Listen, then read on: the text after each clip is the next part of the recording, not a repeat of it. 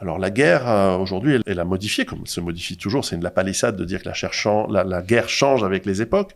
Aujourd'hui, on est dans une guerre qui n'est pas du tout comme celle que l'on a combattue, en tout cas pour l'Occident dans les 20 dernières années, en Afghanistan, en Irak. Aujourd'hui, on a une guerre de tranchées, avec des drones, avec une surveillance omniprésente du champ de bataille, avec On a une guerre d'information aussi, une guerre d'information. bien plus grande que jamais. Alors les Chinois nous parlent de guerre hors limite, mais lisez César, encore une fois, dans sa guerre des Gaules, la guerre d'information, elle existait déjà à l'époque de Thucydide ou des guerres romaines. Elle n'est pas aussi vite, c'est tout. Mais il y avait quand même la Absolument. propagande et la contre-propagande. Absolument. Et donc, cette guerre totale, en revanche, ça on peut le dire, ce sont des guerres totales.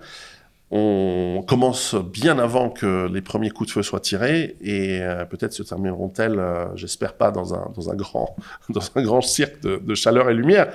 La préparation de la population est essentielle. Donc il faut faire être très attentif, surtout si vous êtes contre. Alors si vous voulez absolument aller vous battre en Ukraine contre les Russes et aller dans les tranchées, mais franchement, allez-y.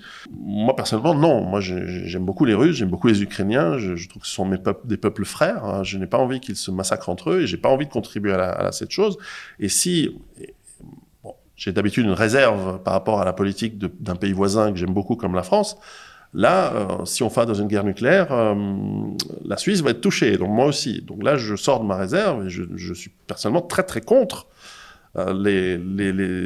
toute déclaration et toute politique qui amènerait un pays important comme la France à se retrouver dans une situation guerrière, de conflit chaud avec un pays qui a l'arme nucléaire comme la Russie, parce que Lyon n'est pas très loin de chez moi, Brest, Le Havre, Marseille, ce sont des villes qui La j'aimerais France bien est un petit pays. j'aimerais bien qu'elles puissent survivre.